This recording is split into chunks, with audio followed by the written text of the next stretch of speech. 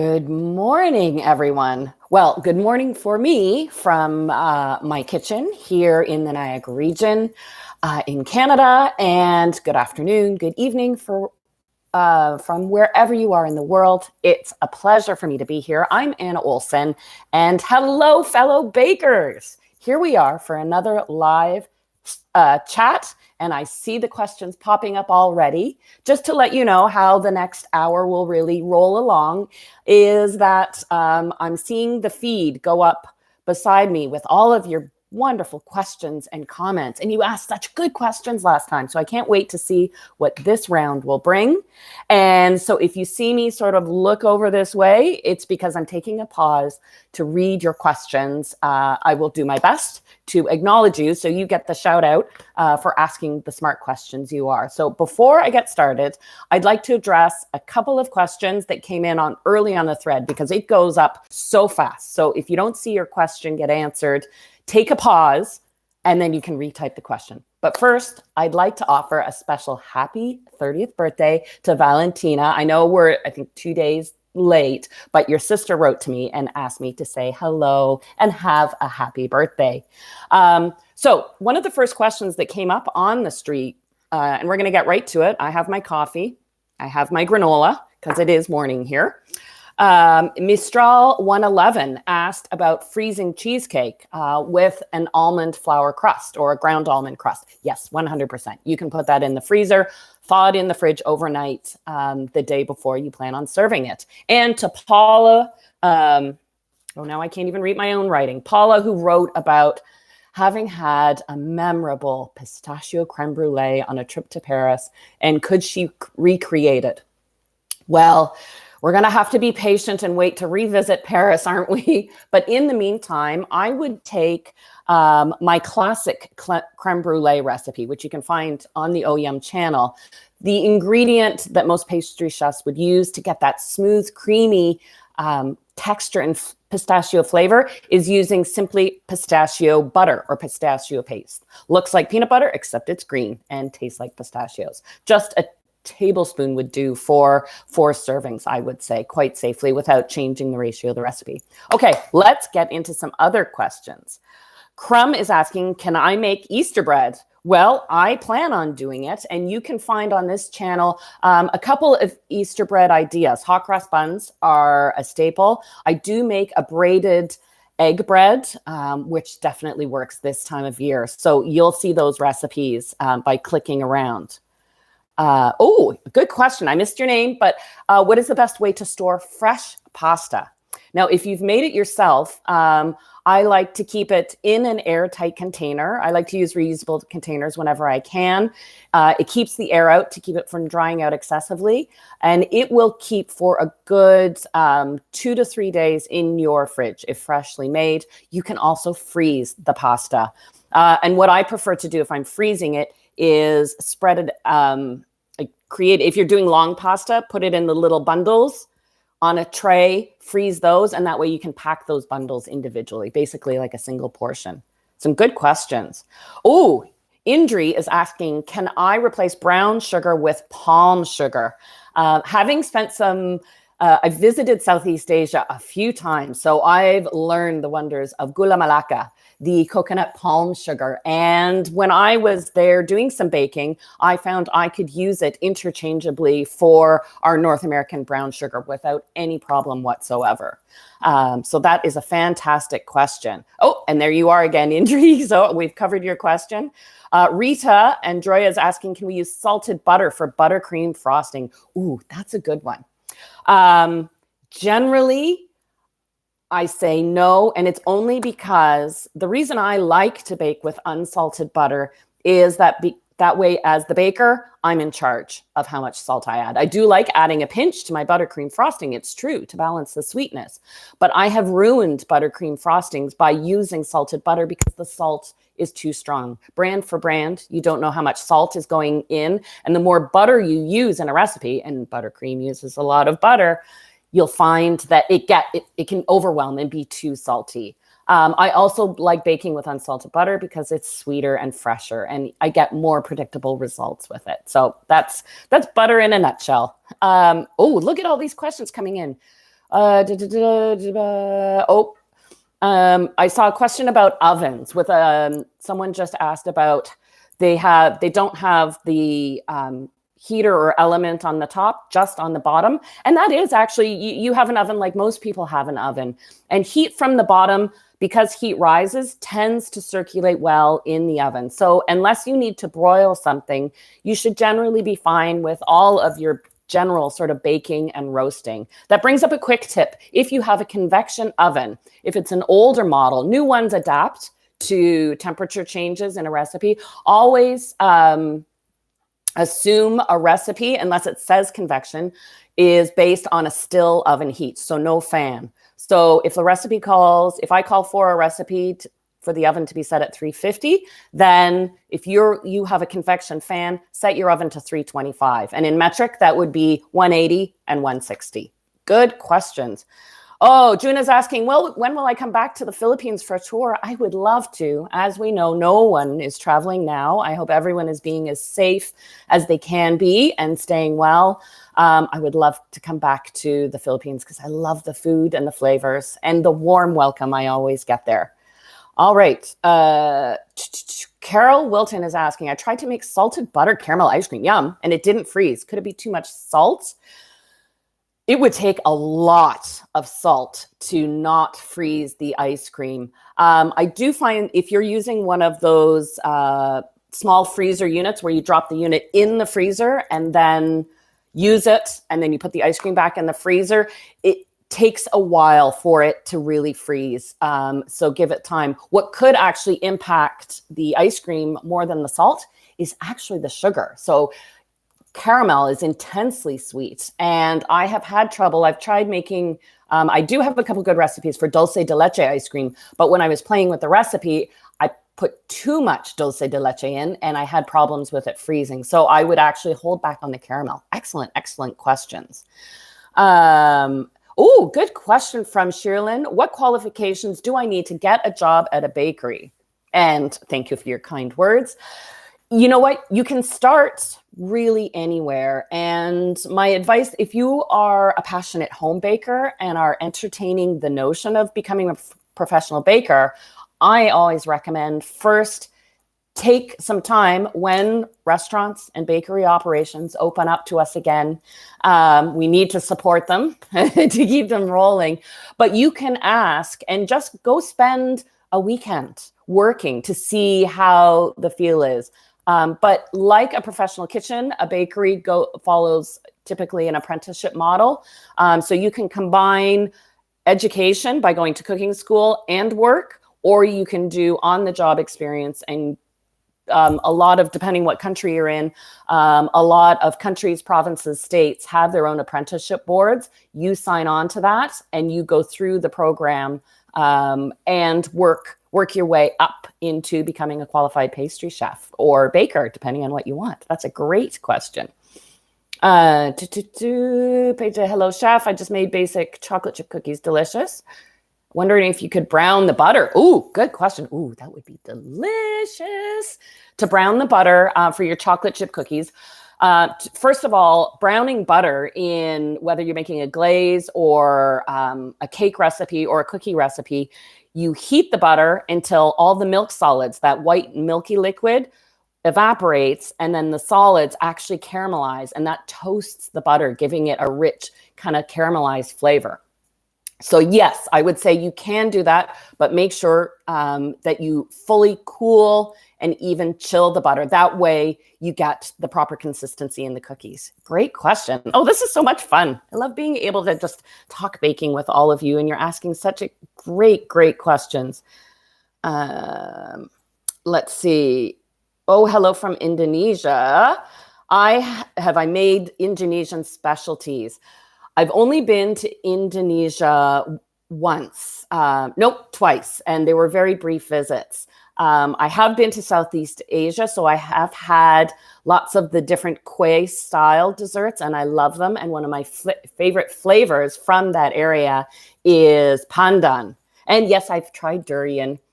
still have to be sold on it. I love jackfruit. I love mangosteens and all the tropical fruits. But pandan as a flavoring ingredient, I love how floral and aromatic it is. It's kind of the vanilla of flavoring Indonesian and Malaysian desserts, isn't it? Okay, I'm trying to keep up with these questions here. Oh, I just love your participation. I'm glad we're all excited to be here together. Devin is asking, oh, that went to Devin. You have to write back because I just missed that. Someone anonymous is asking, how do I make gluten-free cinnamon rolls? Well, that's a very good question. Yes, it can be a challenge. I've been working on a lot of gluten-free recipes lately. So the first easiest thing I would recommend is if you have a gluten-free flour blend that you like best, then use that. My next step when I'm playing with gluten-free recipes, if I don't have a blend, and I typically create my own because I don't know what kind of blends you have available to you, for every 1 cup of flour, I measure 2/3 of a cup of brown rice flour and 1/3 of a cup of tapioca starch. And that's my starting point. Now, you will never get the protein or gluten development when making bread like you do with wheat flour. So you have to be aware of that. The bread will be softer, but what you will get with a cinnamon roll recipe, because it's enriched with some eggs and some butter, so will find it holds together. The yeast will develop that flavor, so that's important too. Just be ready to add lots of extra of that gluten-free flour blend as you're rolling out the cinnamon rolls. And then perhaps make your cinnamon filling a little softer so you don't get too much of a sticky mess. But cinnamon rolls, even with wheat flour, are a sticky mess, and that's part of what makes them so good. Okay, let's see some more questions. Oh, Farida, whoa, I missed you, Farida, there. Oh, I've got Jolo talking about pandan in baking too. Woo! Hello, everybody. Okay, I need to focus for a second here. You're writing so quickly. Hello, I'm just waving to you from all around the world. I see notes from Egypt and Africa, and this is absolutely amazing. Vanilla is preferred extract over artificial. That was a great question. I get asked that a lot. Generally, yes, I like pure vanilla because I know what it is made from. That said, lately, the last couple of years, we've seen a real spike in vanilla prices globally. And that is simply a supply and demand issue. We had a couple of bad harvests where vanilla is grown, and that diminished the supply. Our demand did not diminish at all. And so it's put pressure on the market. We are starting to see it come back again. It takes, vanilla's like any vintage crop. There are only so many harvests a year, and it takes time to ferment and dry and turn the vanilla into the extract we know. So we're seeing the prices drop.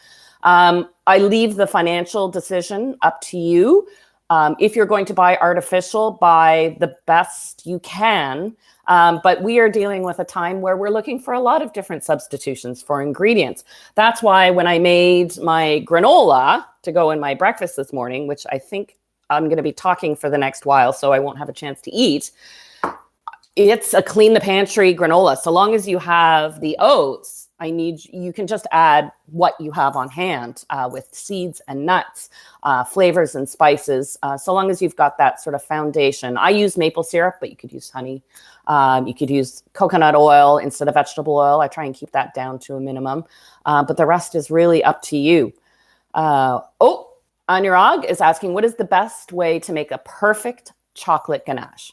Well, what you learn in cooking school as the ganache ratio is equal parts by weight.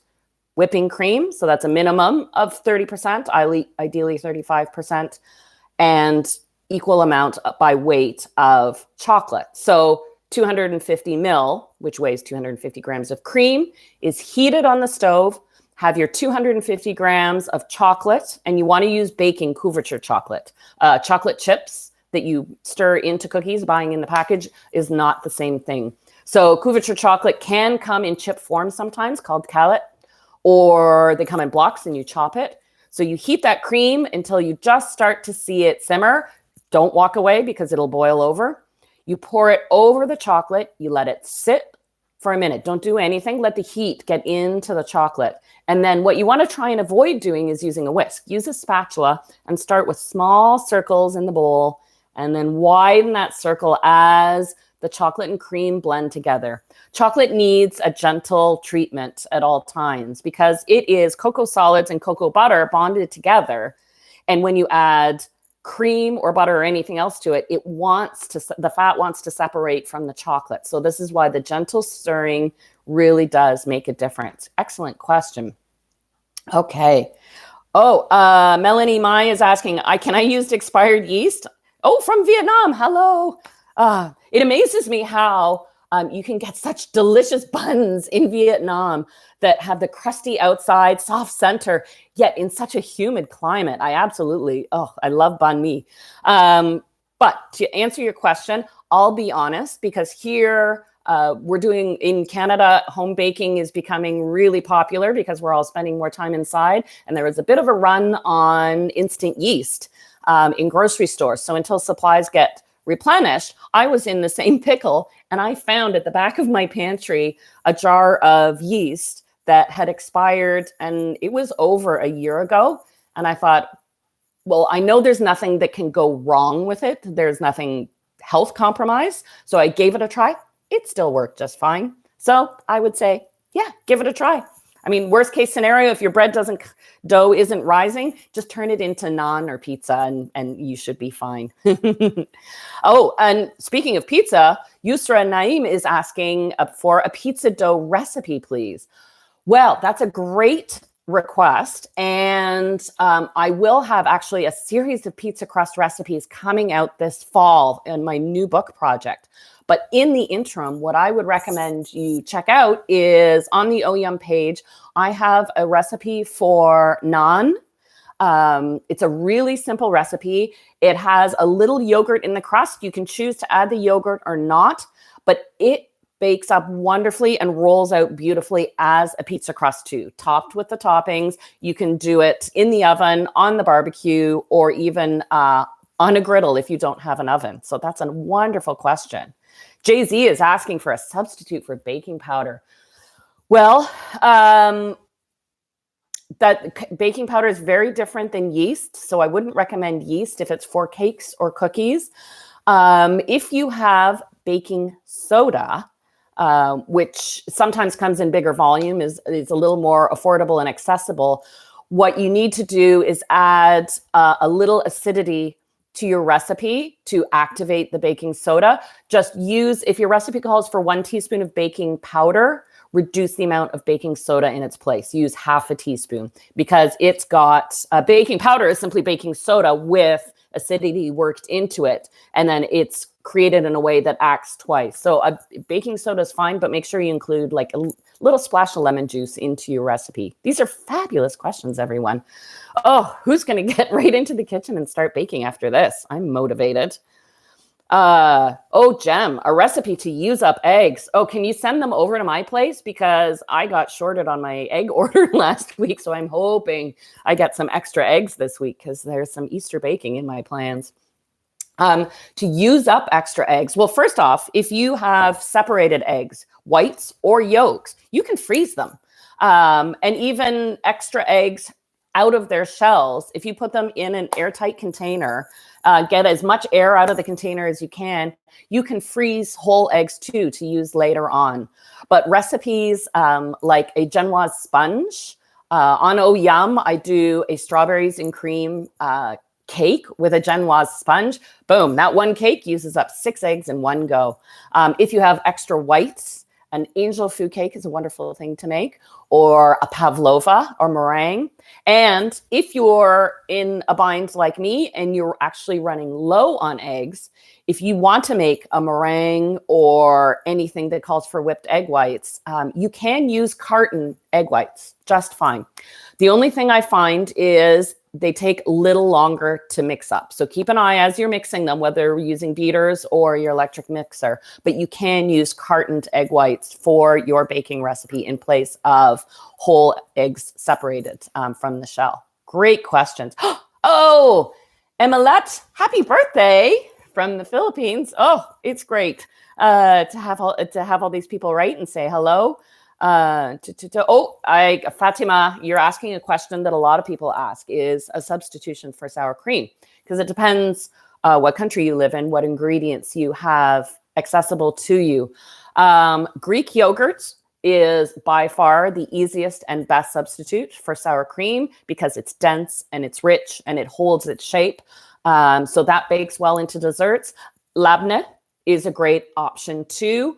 And in a pinch, let's see, I'm trying to think of queso fresco in Latin countries will work. You may have to add a little acidity because queso fresco doesn't always have the acidity that sour cream or Greek yogurt has. So add just a splash of lemon juice to it. I hope that helps your question.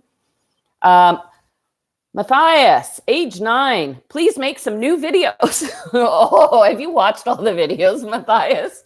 Are you doing your homework? Well, actually, baking is a great way to work on math and science skills between geometry, fractions, weighing, measuring, yields, calculations, the decorating, the actual figuring out how to assemble a cake. There's an amazing math and science lessons in there. But to answer your question, Matthias, yes, I am going to be making videos. I was actually supposed to be taping some cake videos today. But obviously, we are practicing social distancing and being safe. So we have postponed our production until we can all safely get together and happily get to making some brand new videos. We will keep launching. I have new content coming every week. We still have videos coming your way. So keep an eye out. I'll always pop something new. And stay tuned. I'm gonna hang out here until 10 o'clock. That gives us a full hour together, but stay tuned because I do have, and Matthias, you'll want to hear this little announcement because we may have a chance to bake together. Agatha is asking, any tips on making the perfect waffle? I've got a great recipe that you can find right here for buttermilk waffles, which are the traditional Belgian style that you can serve for breakfast or dessert. I am also a big fan of Liège waffles. So if you have time, Agatha, and you want to make Liège waffles, they're actually yeast raised. And when you press them on the iron, you actually, before you press them, you work in crushed sugar cubes or pearl sugar. And it leaves these little crunchy bits. And if you don't have pearl sugar or sugar cubes, you can use something like Score toffee bits in place. So you need those little bits of sweetness. So when you press it on the iron, they caramelize. And these waffles come out so just a hint of sweetness, but they're crispy on the outside and they're soft in the center. And they have such great flavor. So I would give those a try, Agatha. Lauren is asking if I have any tips on making Italian meringue. And it looked like your question just went away, that your sugar spun away from your mixer. So just for those who have never made an Italian meringue, but I'm talking to a lot of bakers here, so you probably do. An Italian meringue is when you whip egg whites in your mixer or using electric beaters and you boil your sugar, usually to about 239 Fahrenheit. That's the thread stage. So, and then you have to carefully pour that boiling hot sugar into the meringue while it's whipping. That simultaneously cooks the egg whites and builds in structure. So it's the strongest of all the meringues. It's used quite often in Italian buttercreams if you're assembling wedding cakes, because boy, you get that piping detail and that meringue won't move. So what I have discovered over years of doing that, what you want to try and do when you're pouring in your hot sugar is avoid pouring it into the beaters, because the beaters, it can be risky, can splash that hot sugar around, or it simply hits the side of the bowl and it's not going into the meringue. So what I do is I pour that sugar, I hold the pot lip, there's my hand. I hold the lip onto the edge of the bowl. So as it's pouring in, it's just sliding down the bowl and it goes to the bottom of the bowl where the beaters will pick it up safely underneath the meringue and work it right into the meringue. So that's a great question to ask, because if you don't see it, you don't know. But I do have a whole Italian meringue episode that you can catch here to actually watch that step in action. Juna's asking me to sing a song. We would lose all the followers if I sang a song. That's very, very sweet of you. I'm wishing happy birthday to everyone out there who's having a birthday today. But I I will be first to admit that singing is definitely not one of my talents. I'll stick to baking. That's a great question. Oh, someone made the apple pie. Oh, loved it. And don't tell grandma. Okay, glad you love that. Oh, here's a question. Giant Moon is asking, how do I make UK style double cream at home? You can't. Because it's produced at the dairy, and it's a higher fat of whipping cream. It's usually about 40%, where in Canada, our whipping cream is 35%. And in some places it's, a percent higher or lower. To whip cream, it has to be 30% or higher. You can't take half and half cream and whip it. It just won't happen.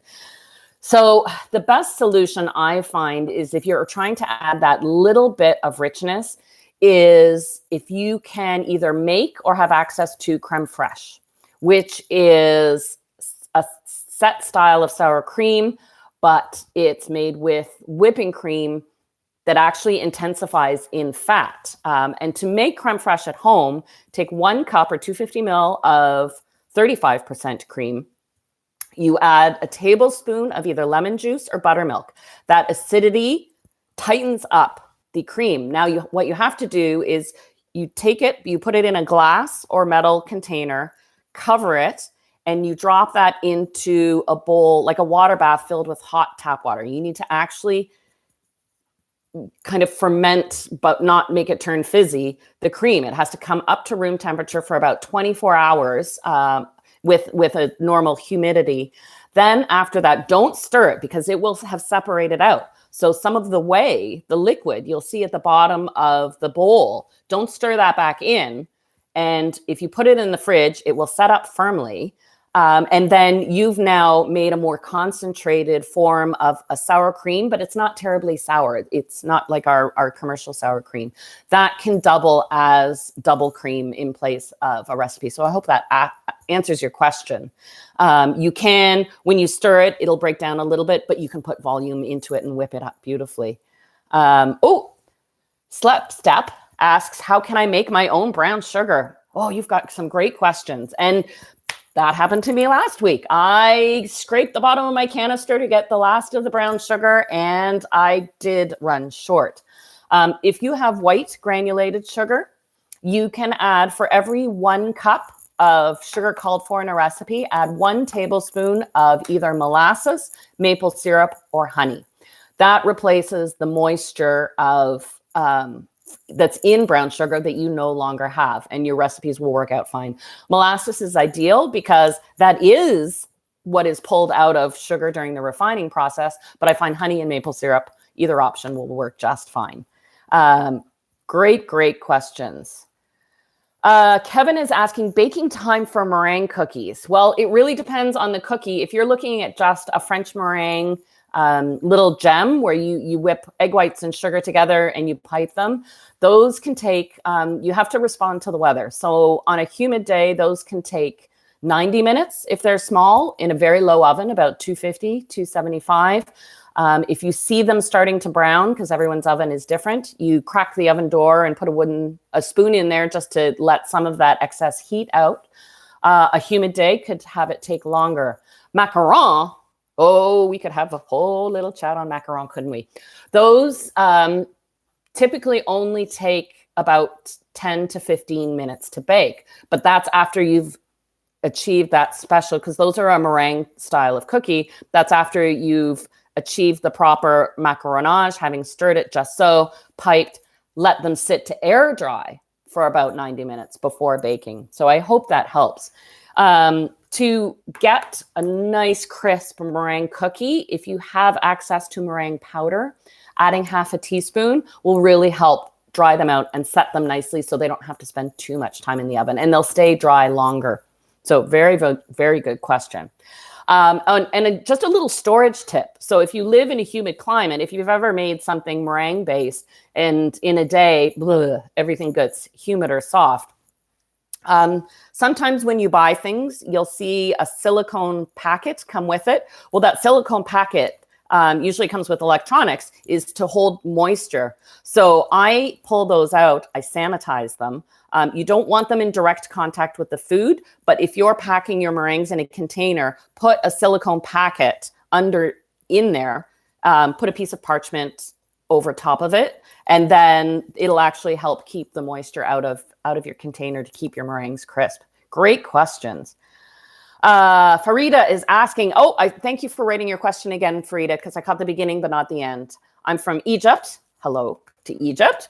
I don't have bread flour. How can I make bread? You can generally, I hope, Farida, do you have access to just regular plain wheat flour? It doesn't have to be whole wheat, but even an all-purpose. I'm not sure what the numbering or grading system is of flour in Egypt. Bread flour has a higher protein or gluten content to it, which is why it works in bread. It holds in the carbon dioxide that yeast produces. But I've been out of bread flour myself for some time, and I've been making bread using a sourdough starter with all-purpose flour. Now, here's a little trick. Even if you have a finer flour or a lower protein flour, there's a process called autolyse. Autolyse. So Matthias, this is, good chemistry lesson 101. And it's an enzymatic process where hydrating flour of any type, so just putting the flour and water together in your bowl, mixing it just until it's combined and letting it sit with or without the yeast. What is important is you don't add salt, because salt pulls moisture towards itself away from the flour.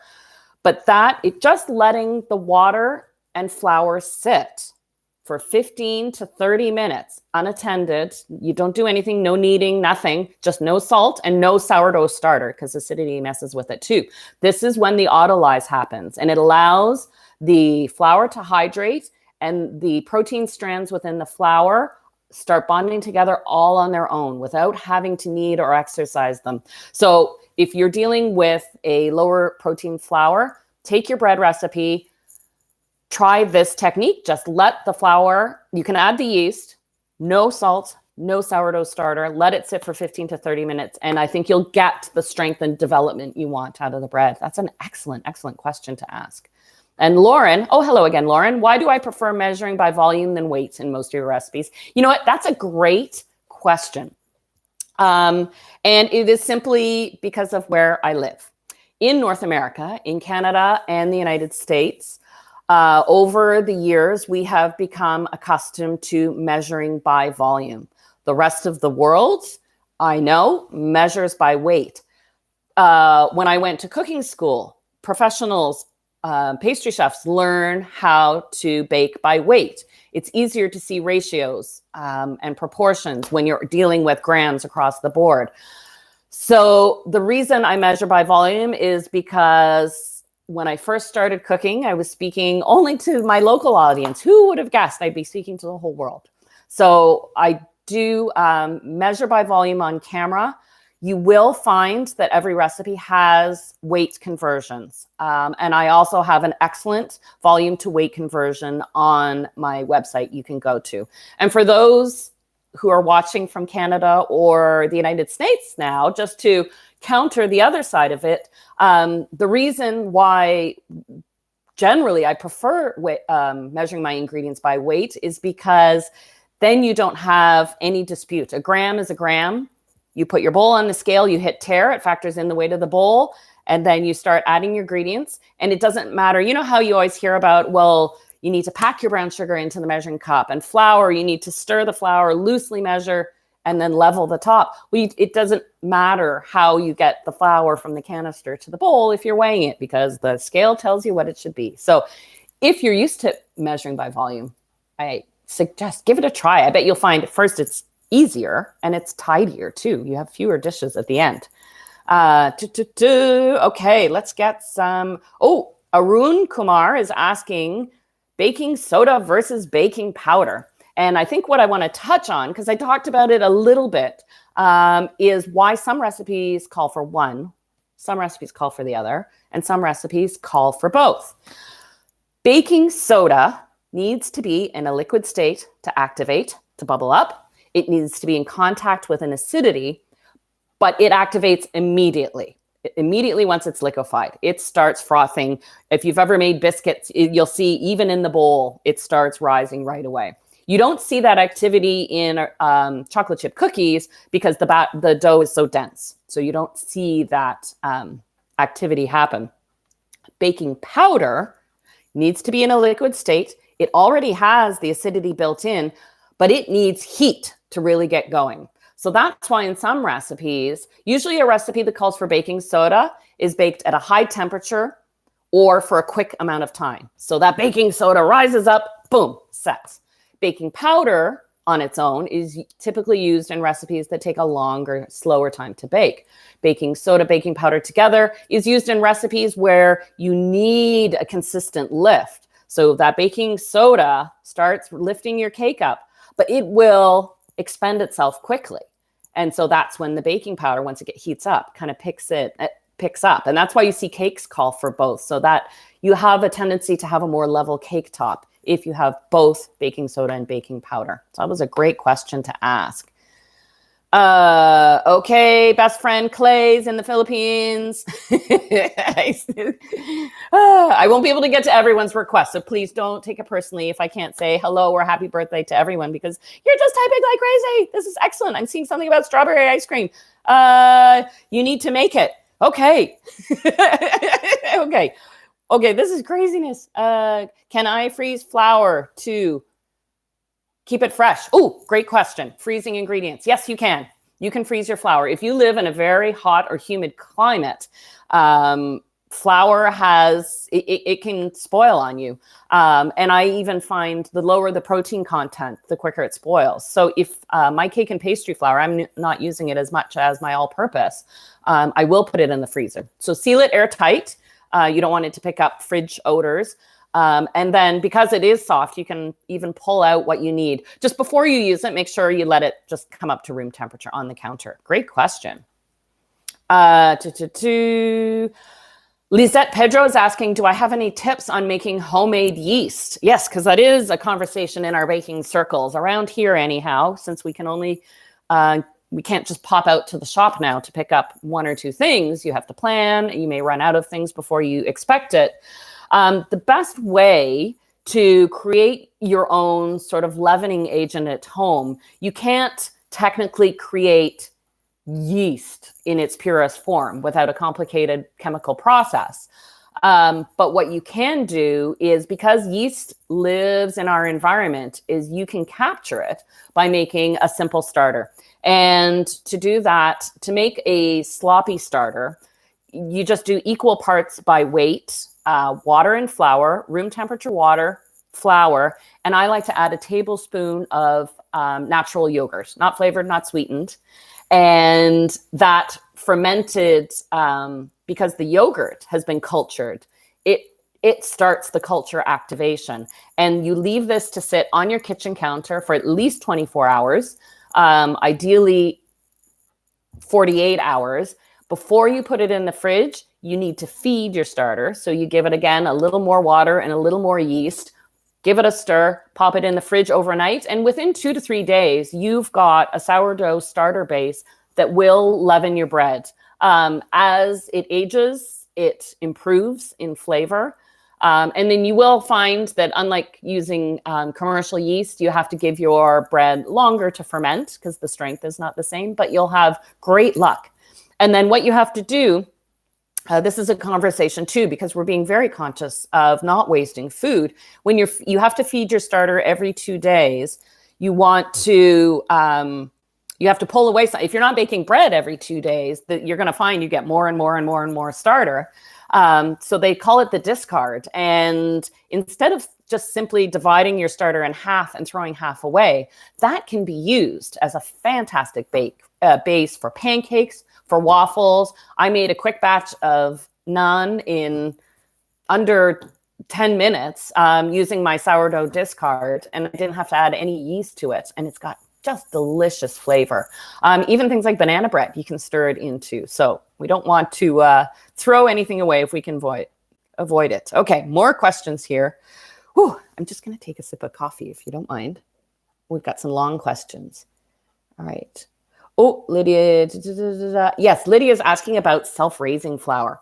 And that's true. In the UK, most recipes call for self-raising flour. And that means the baking powder and hint of salt is already worked into it. So Lydia, great question. If you don't have access to plain flour, because that's our flour we commonly use, you would call plain flour. What I have figured out is that for every 150 grams of self-raising flour, it contains 3/4 teaspoon of baking powder. So if you're adapting to my recipe and it calls for 150 grams of all-purpose flour and 1 teaspoon of baking powder, then you can use the 150 grams of self-raising flour, then only add 1/4 teaspoon of baking powder, and you should get the exact same ratio. That was an excellent, excellent question.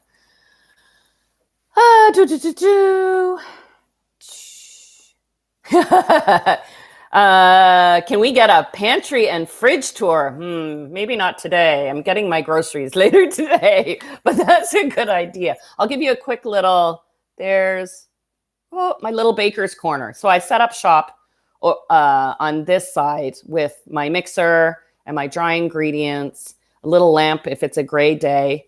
That's a vintage deck oven. And then here is my fridge, pantry, and I will admit, with 2 chefs living in our house, and because all the food styling work and photographs for my book we do here. So I cook in this kitchen, and then just on I'm just going to flip you around. There's my dining room. We set up our studio space there.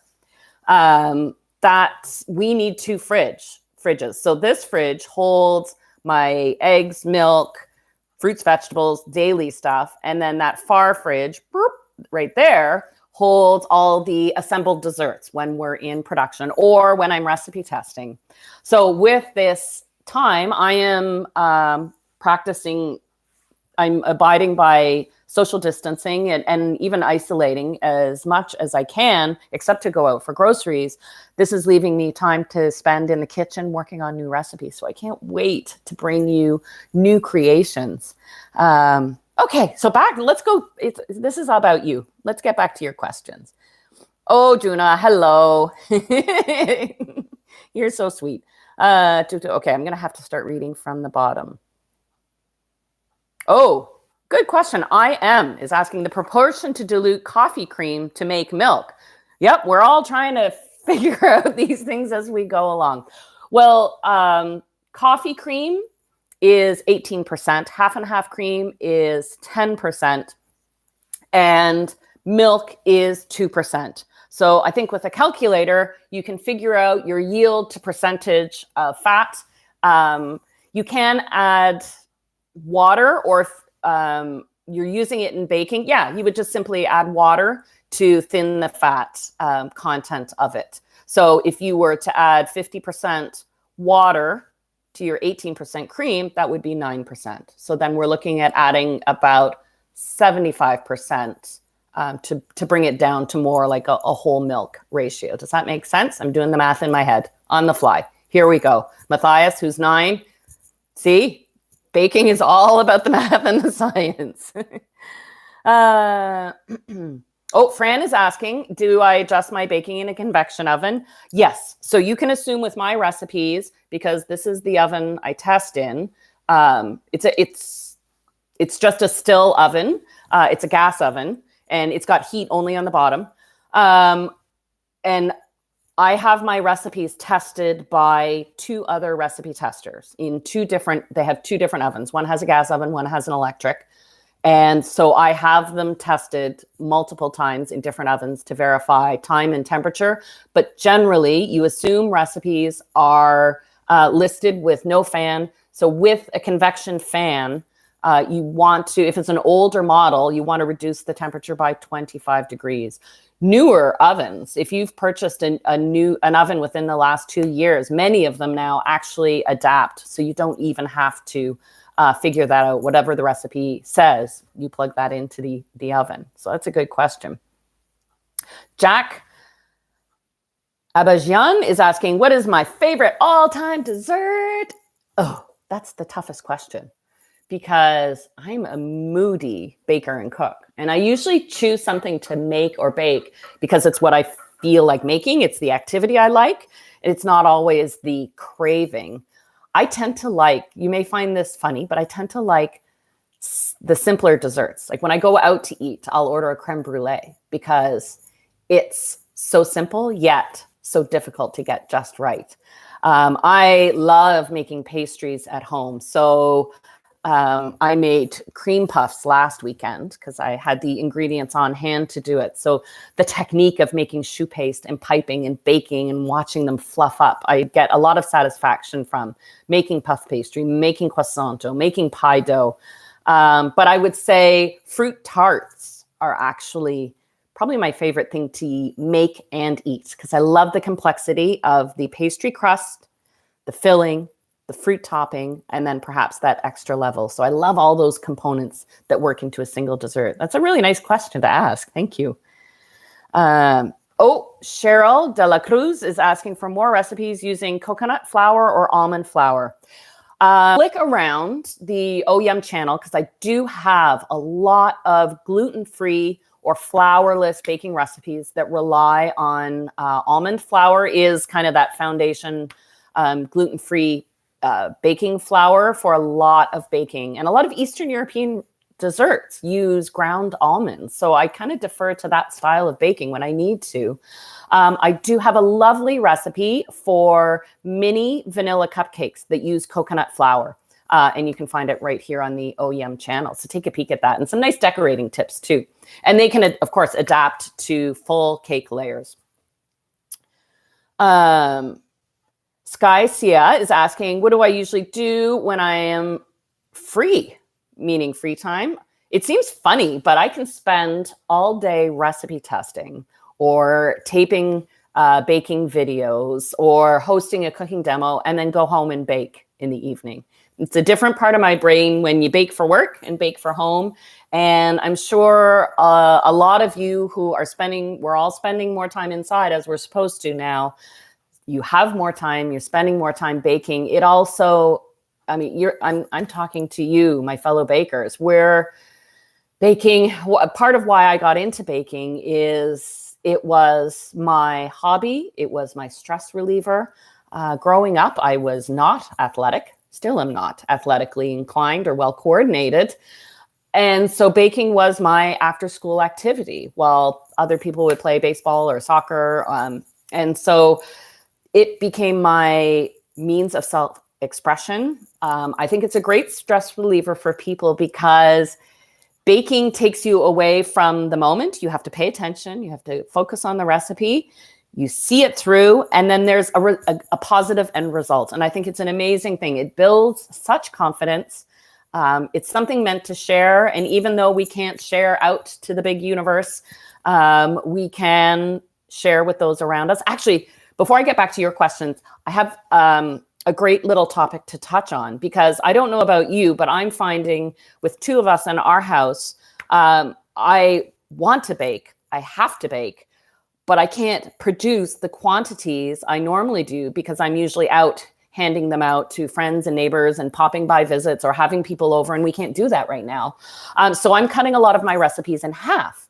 And so if you have a recipe that calls for 3 eggs to make, say this is not specific to the hot cross bun recipe, but say I'm making hot cross buns and I'm going to make 6 instead of 12. And because I'm running out of room in my freezer to put them, if I cut the recipe in half, how do you divide an egg in half? Because most other measurements can divide in half quite easily.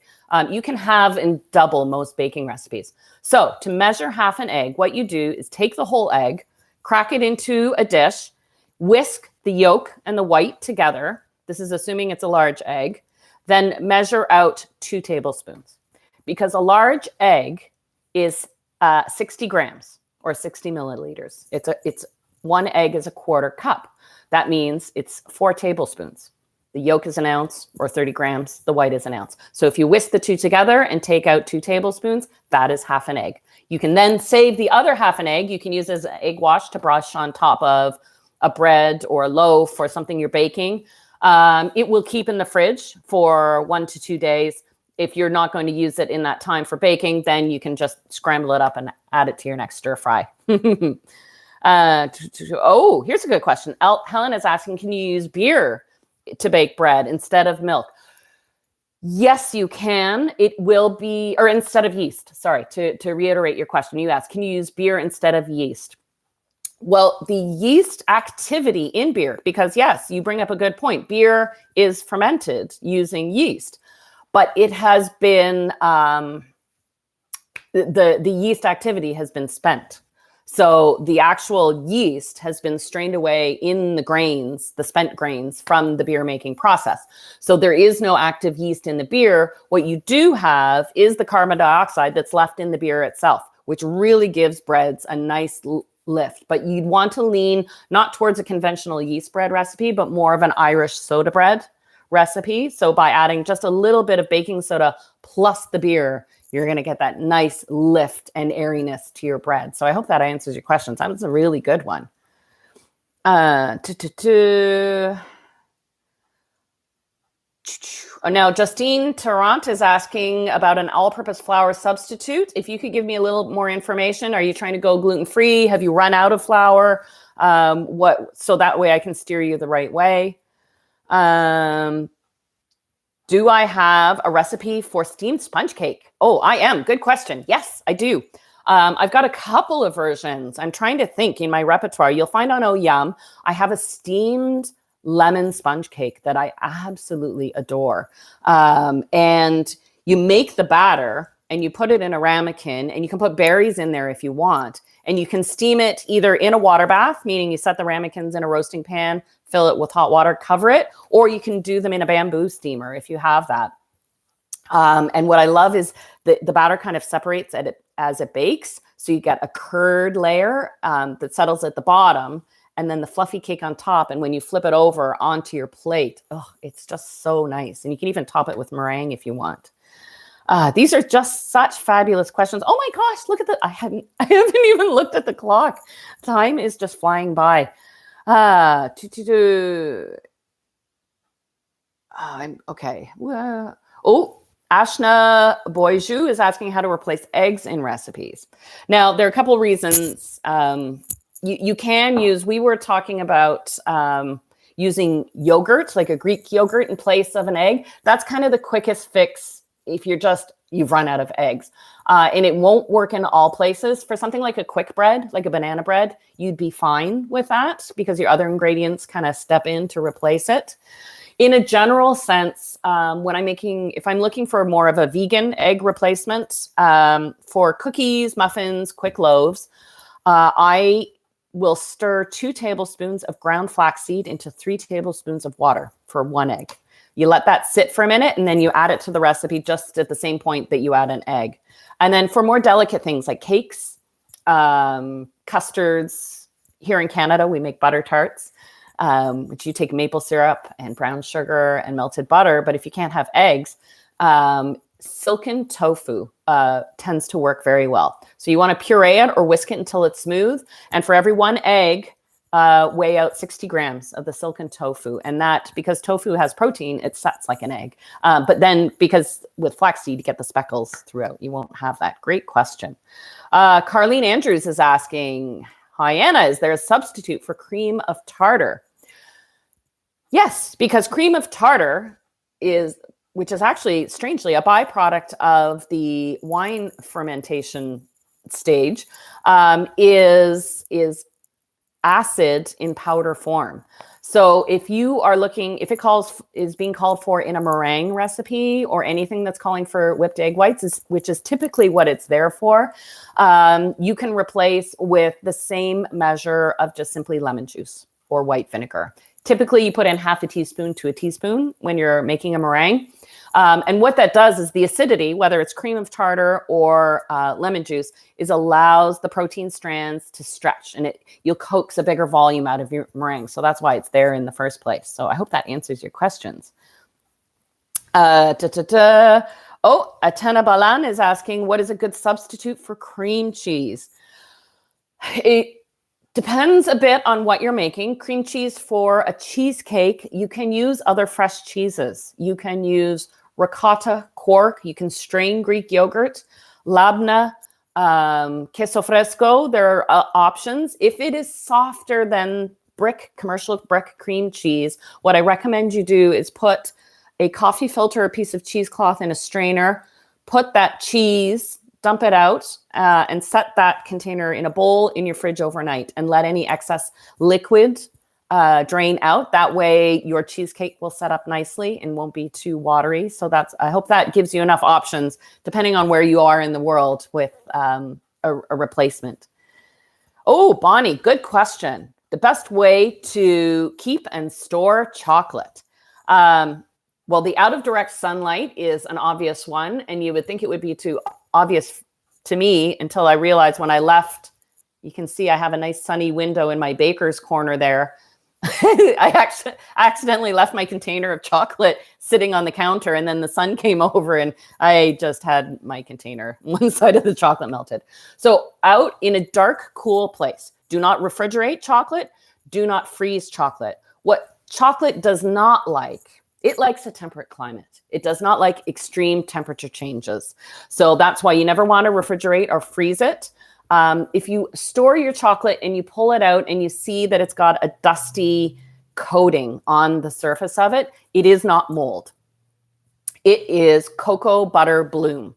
And that means at some point, maybe a little exposure to sunlight or a slight temperature change actually will pull out some of the cocoa butter to the surface of the chocolate.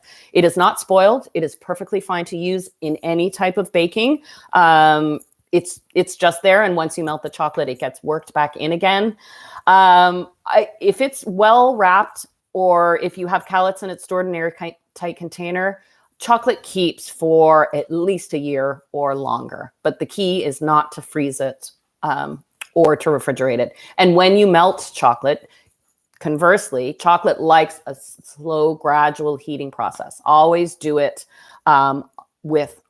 I prefer to do it melted in a metal bowl, placed over a pot of not even simmering water. Just let a little steam come to the surface, and that steam is just slowly melting the chocolate, and then you'll have good luck. Oh, Jesse Fabelar, do I like bagels? My favorite bagel order. I do like bagels. And it's funny you say that because I was thinking about making bagels this weekend because I haven't had a bagel in a long time. You'll find the recipe here. I do more the Montreal style, which puts, there's a little honey in the bagel dough recipe and a little honey in the water when you boil it. And so you just get this subtle sweetness and that good chewiness. So yes, I do love a good bagel. I tend to go for either plain or I like sesame seeds. I only just steer clear of poppy seeds just because they get stuck in my teeth. That's the only reason, but I like the flavor of them, certainly. That was a good question. You're welcome for answering the question. Oh, Sophie, good question. What causes hollow macaron? I feel like we maybe should schedule a macaron session at some point because there are lots of questions to handle about macaron. The hollow ones are typically a sign of overwhipped egg whites or underfolding. The macaronage, that step of working in the whipped egg whites into the ground almond base, it's a fine line, and making macaron is like learning how to ride a bike or speak a language that once you get it, and then you forever get it. But it's more like learning a language because if you don't practice for a while, you have to retrain your brain to recognize that point where, oh, okay, this is where I stop mixing. So you don't want to over whip your egg whites. A stiff peak, but not higher. If you think you've over whipped them, meaning they sort of look dry and craggy, let them sip for about 5 minutes because they're over whipped. They'll collapse on themselves. And then on medium speed, you can bring them back up again. Fold them into your batter at that point. And then there's that you just have to fold a couple extra times. And that breaks down the egg whites just enough to liquefy them so that when you pipe them, they spread on and stay flat onto your baking tray. If you're getting any peaks, just leave it in the piping bag. Just set the piping bag aside. clean up a couple dishes, come back to it in a minute or two, and you'll find over time it will collapse a little bit, because that means the whites have not been worked down enough, and then you'll get that hollow center because they just bake out. And my mistake that I always do it, I overfold. And then if you get the crack on the top, that's overfolding. So your egg whites were fine, but I always go too far. So it's a delicate balance. It really is. Okay, you know what? I'm going to take 2 more questions. We've hit the 1 hour mark. I'm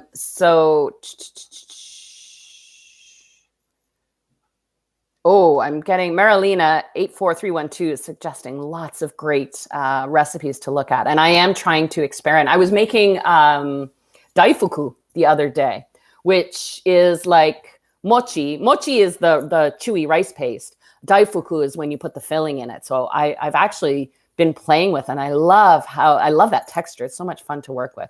Okay, but I'm not answering questions. Okay, from Barcelona, why does my sablé dough always crack and stay crumbly? I don't know if you're using my recipe. I have that recipe with the weird ingredient.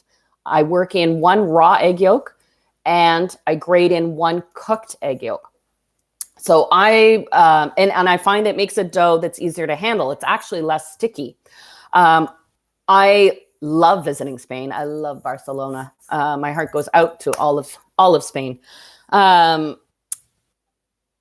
It might just be that either the fat content on your butter isn't high enough or the flour. It could be just the ingredients. So if it's too dry, I would either pare back on the flour just by even just 25 grams.